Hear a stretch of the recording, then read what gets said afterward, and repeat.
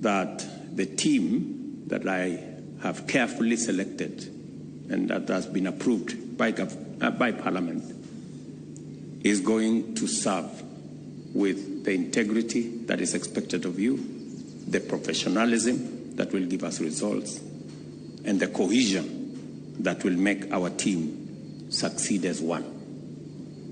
On behalf of the people of Kenya, I invite you to bring your education, your experience, your knowledge, insight, integrity, and patriotism to bear in making this government more responsive, effective, and transformative.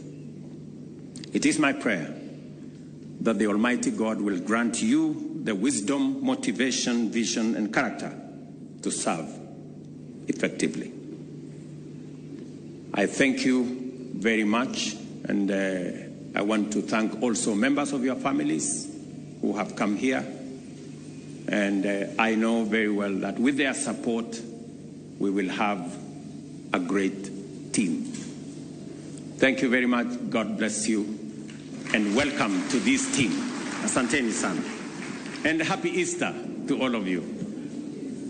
All right. Thank you, Excellency. One more round of applause for His Excellency. Nyakwara mugejuanga mano nyasi mare chamo muma ne jotend migepe areo mano Jofrey Ruku kachiel kod Hana Cheptumo kachiel kod jogoro mongirore 14 mochamo muma mano motelo ne chako tich ayanga e migepe mopogore opogore mane ogwel gi winjo kanyo kaka jatend piny Kenya William Ruto loso ka koro orwako gi ayanga e bucha ted migepe ka koro gintiere kod ting maduong' ahinya mar neno ni gitiyo ne jokenya e yo makare. Winjo kanyo ka jatend piny Kenya William Ruto nochako koda chwalo ne gipuoch kachiel kod paka kotudore kod chenro malach mane gikale mano ma kapok gichamo momodichi makawuono parni ne gichope nyima committees mopogore opogore od bura mar mondo me od bura puodhgi od bura no sepodhogi emomiyo odichi makawuono koro gichamo muma ayanga. Kata kamano Nyakwara Mugejuanga no ka thuolo marwa oserumo ahinya okinyi makawuono e chenro mar mbako romo okinyi makawuono no winjo bedni watwaka kotudore kod yuarruok ewi agucho menda mano mar NGCDF.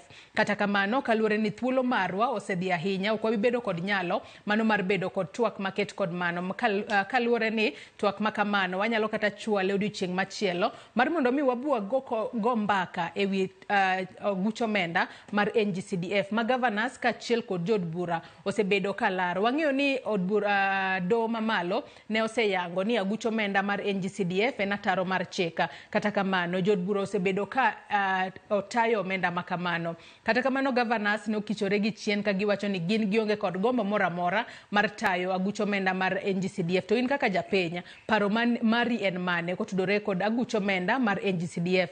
Mana kaka senyisi ni thuolo marwa okinyi makawuono orumo ok wanyal bedo kod twak maket kod mano kaluore ni twak makamano dwaro saa mabeta wanyalo wacho ni malach matin. Kata kamano okinyi makawuono nantiere kae kod wela dek nantiere kae kod wakili Peter Simba Wasaga nantiere kod Kevin Osido jatatije mano mar County Governance Watch kachiel kod Easter Chieng jalony e weche telo matudore kod wachiel kachiel ka intiere studio marwa e county ma Kisumu. Omiyo thuolo matin mwadong' godo kapok oromo sabich mar onyango dago mar mondo mi awinja ne pach welo mantiere godo kinyi makawuono kotudore kod nyasi mar chamo muma motimore e kar jot mano mar jatend piny Kenya William Ruto mano ma buore Nairobi kaya chako di Easter achieng ka intiere studio marwa e county ma Kisumu okinyi makawuono ichiw nade. Waneno kanyo ka nitiere ten migepe areo mano Jofrey Ruku kachiel kod Hana Cheptumo mochamo muma odiochieng' makawuono kachiel kod jogoro mongirore 14 mochamo muma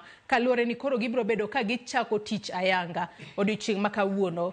Wanyalo wacho ni jokenya nyalo bedo kod geno mane ahinya kotudore kod jogo duto mochamo muma mabro bedo ka tiyo negi e sectors mopogore opogore e pacho ka Easter. Erokamano ahinya.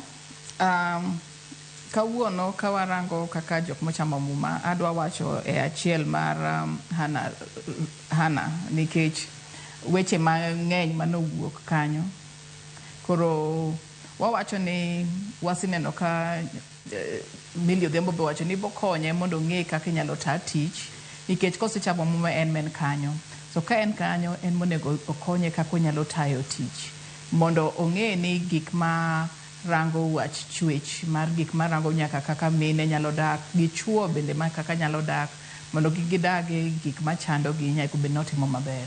So ka mano wasitimo kamano to nego bende warango bende ni omenda manyalo tayo gigi bende ni kanye nikech ken kanyo wayudo ka department ne mar gender samoro ok yud pesa ma ber ma ayanga